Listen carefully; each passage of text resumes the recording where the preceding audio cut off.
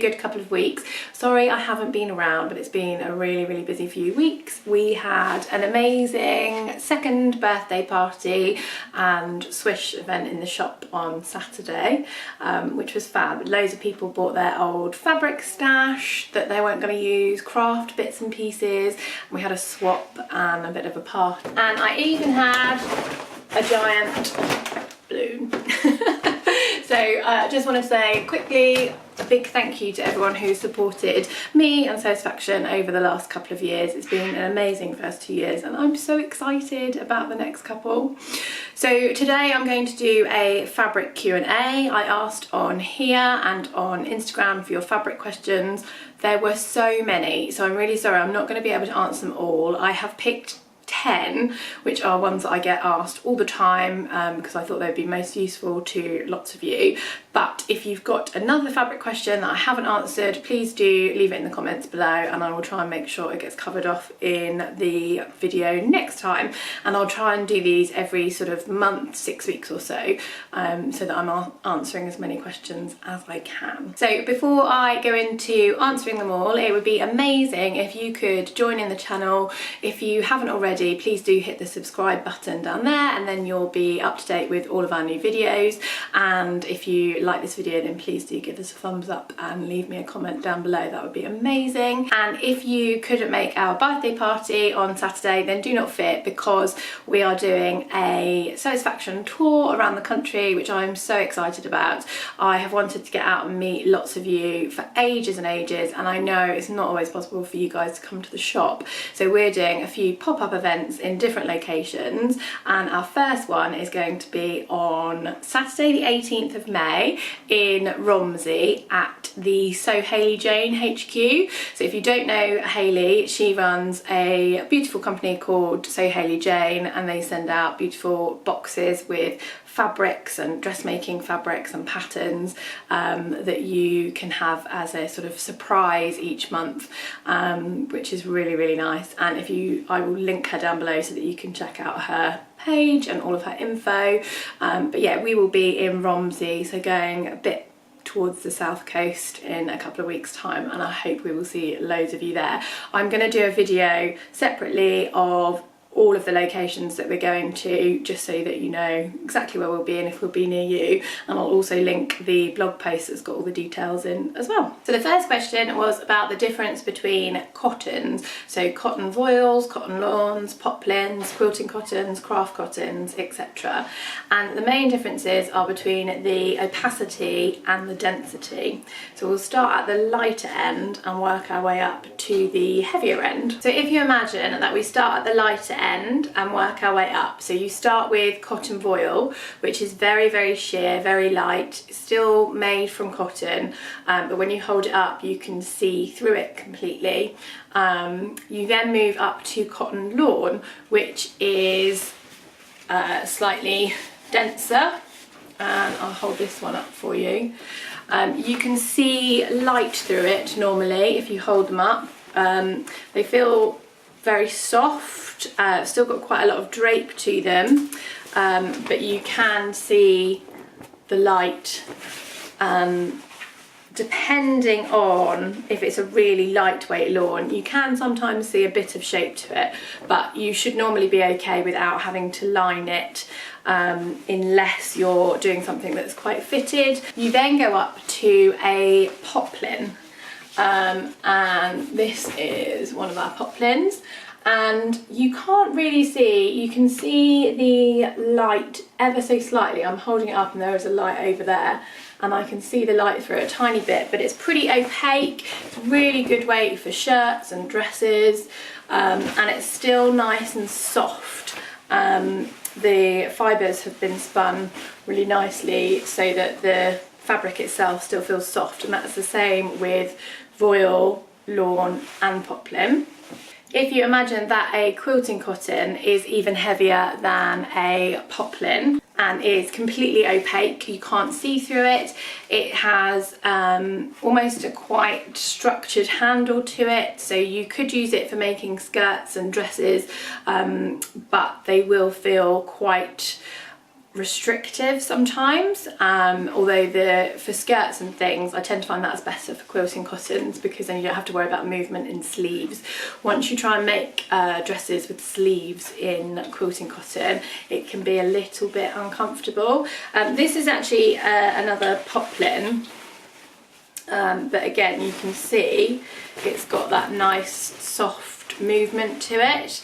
When you get to craft cotton, so craft cotton tends to be again similar weight to a quilting cotton, but it doesn't have the finesse, shall I say, of a poplin or a lawn there, or even a quilting cotton. The weave is normally a little bit wider, a little bit looser, it feels a little bit rougher to touch, and it's the sort of thing that you would use for crafts rather than making dresses and tops and things out of. And it also doesn't have very much movement, so if you're looking for dressmaking fabrics, you want something, either a voile and make sure you line it, a lawn, possibly line it if you're making something quite fitted. A poplin will be nice and structured, won't need lining, and then if you're looking at quilting cottons and craft cottons, I'd think about whether you want to make clothes out of them. The other question that I get asked a lot is about polycotton. So polycotton is exactly as it sounds, a cotton that has been mixed with polyester. We don't stock polycottons, just because I find that they're not the nicest for sewing clothes with. I much prefer 100% cottons like the poplins, because you get just as nice designs on them. They're not hugely expensive, and although the polycottons are cheaper, I feel like you can feel that in them. So until I find a polycotton that feels as lovely as 100% cotton poplin, we won't stock those, but that's what they are. The next question was also on cottons, and it was, can you use stretch cottons for patterns that require a woven fabric? So the answer to that is yes. Stretch cotton is a woven. It is manufactured in the same way as a normal cotton, but it has elastane or spandex woven throughout to give it a little bit of stretch. I'm just going to hold this one up for you. So you can see this has got a nice bird print on it. And if you stretch it, it has got a little bit of movement. Now, you need to bear in mind that if your pattern specifically says to go for a fabric that is a medium weight woven with no stretch, so I'm thinking something like the Lander pants or the Morgan jeans, things like that, they deliberately don't want you to have any stretch at all, because if you make something out of a stretch cotton, you'll find that over time, as you're wearing it throughout the day, it will loosen up a little bit, which is great for really fitted things. Take the ultimate trousers, for example. If you make those in a stretch cotton, gives you a little bit of wiggle room. The Tilly and the Buttons Etta dress, again, gives you a little bit of movement, so you can stand up, sit down, all with the stretch cotton. If you make something that requires no stretch in a stretch cotton, you'll find that it will bag out over time. So it's not the same as a knit fabric or a jersey fabric, even though it has spandex in it and it's called stretch, but it is important to make sure that you check whether your pattern requires any stretch at all. Next question, what's the difference between viscose and rayon, and are they natural fibres? So the answer to are they natural is kind of yes and no. So a bit of both. So they are natural in that they are sourced from wood pulp, they are made from wood pulp cellulose. I'm doing that to signify my pile of wood pulp. However, they are chemically treated to then turn them into viscose fibres, and the way they're chemically treated depends on what they're called. So viscose is the generic term for those kind of fabric. So viscose has a really soft, light, drapey handle. It's obviously, as I say, comes originally from a natural product, so the wood pulp, similar to cotton. However, to get it into this beautiful, soft, drapey, lovely feeling fabric that will withstand quite a lot of wear and tear, it has to be chemically treated, and often the production methods that they use to chemically treat it are more intensive than they have to use for cotton, which is why some people feel like it's not a natural fibre. The original product is, but it's treated quite heavily. However, still a lot less than things like polyester and other synthetic fibres.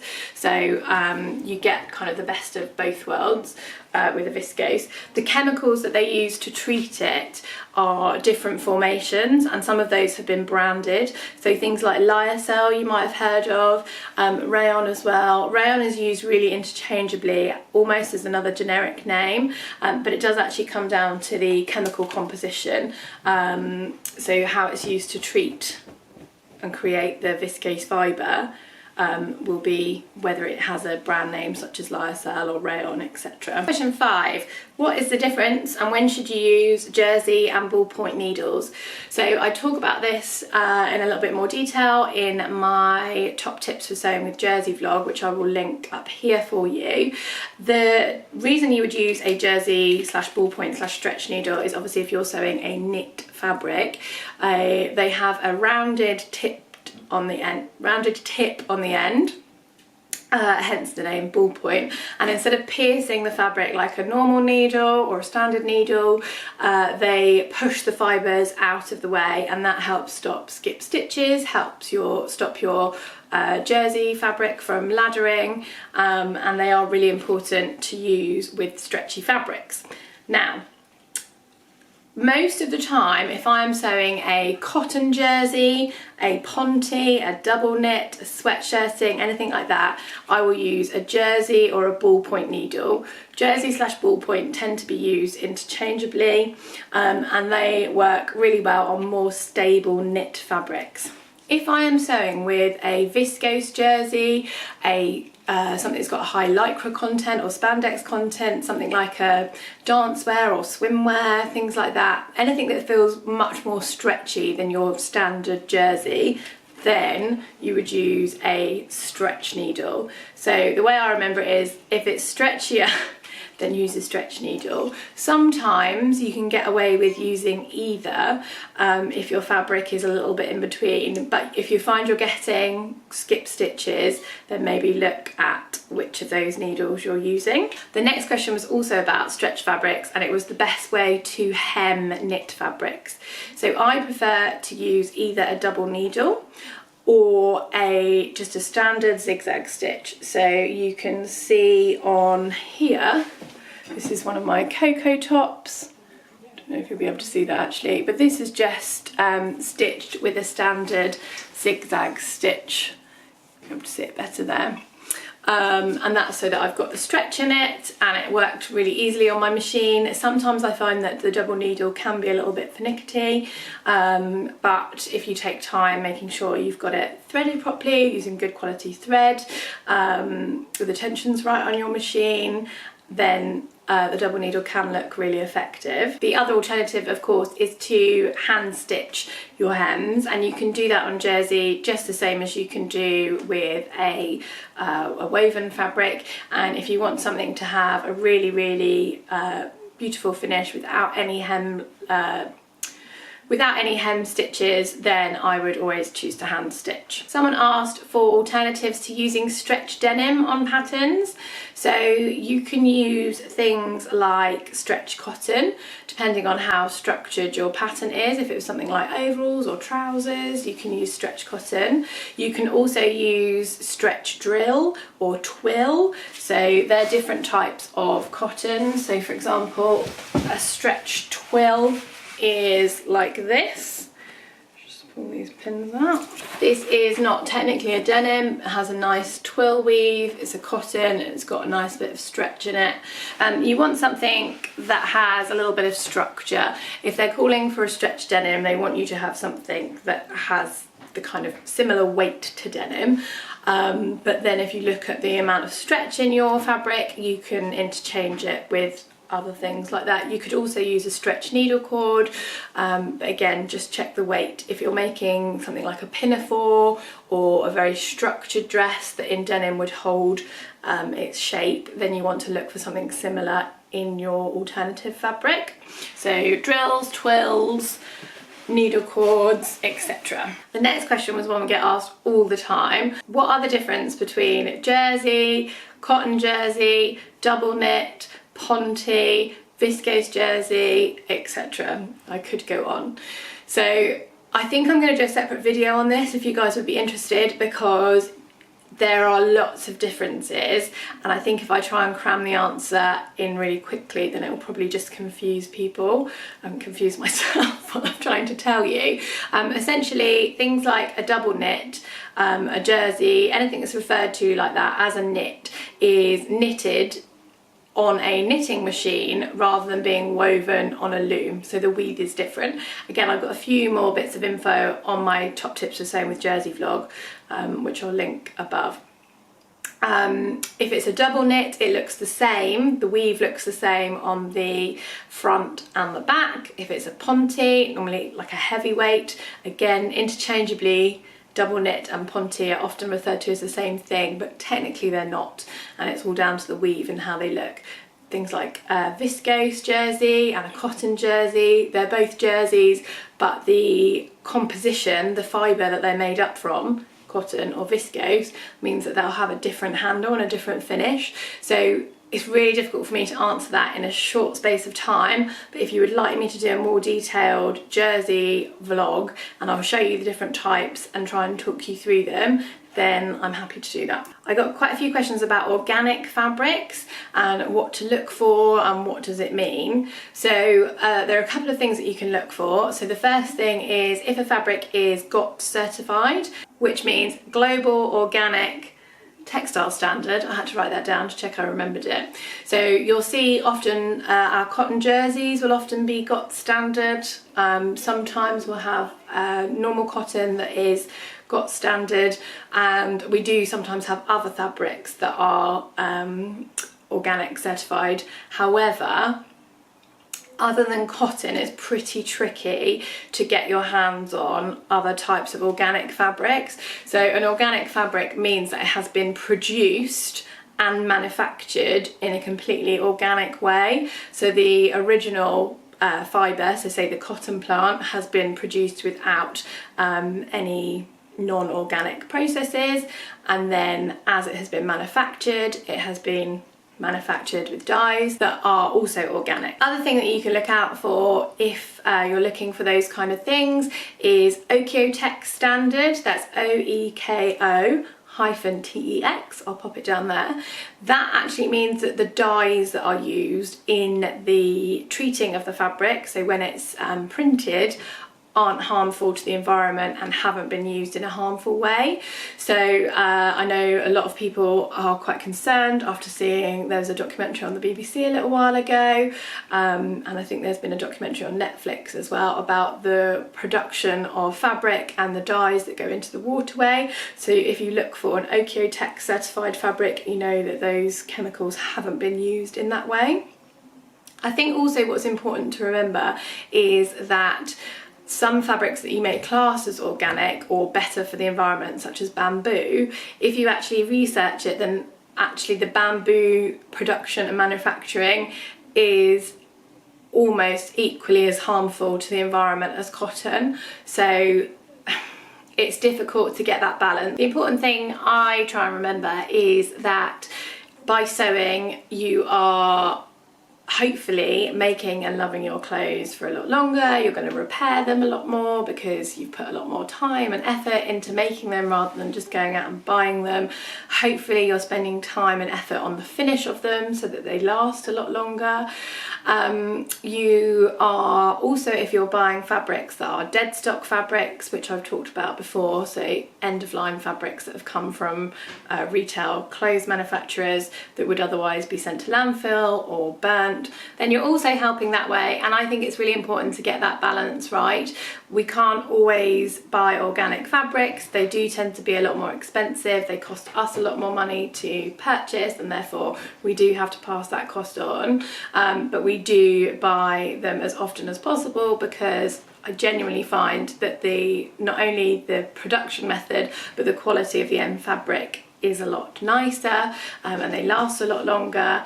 But that option isn't open to everybody, and I know that they're sometimes cost prohibitive. So if you can get that balance, then hopefully that will help you feel like you're doing better for the environment whilst you're sewing. And then the final question that I'm going to answer today before this runs over is crepe always polyester? And we get asked this quite regularly. So the answer is no. Typically crepe does tend to be polyester nowadays, but crepe is actually the way the fabric is woven, and it gives you that nice textured finish. You can get silk crepe, you can get viscose crepe. I've got one here actually. So this is a viscose. It's produced from 100% viscose, but the way it's been woven is into this crepe-like texture. And a lot of people think of crepe as maybe slightly old-fashioned finish, very polyestery, very synthetic feeling, but actually, as I say, you can get natural fibre that has a crepe finish, but you can also get lots and lots of really good quality, lovely soft polyesters that you wouldn't even know from feeling them are synthetic. So crepe is all about the texture rather than the fibre. So if you look, it should say a viscose crepe, a silk crepe, a polyester crepe, and you want to look at the composition that the fabric is made from, and the crepe will be the finish. You also get different types of crepe, so the way it's woven, we have a couple of different types. We have our Rio crepe, our luxury crepe, viscose crepe, and the finish on all of them will be slightly different, but you will have that slightly textured feel to them. So that was quite a lot of information, and I'm hoping I didn't whiz through them too fast. I'm going to, as I say, if you're interested, do another video in more detail on knits, and I might actually do a little bit of a series, so go into a lot more detail on things like cottons, knits, viscose and other drapey fabrics. If that's something that you would find helpful, just let me know down below.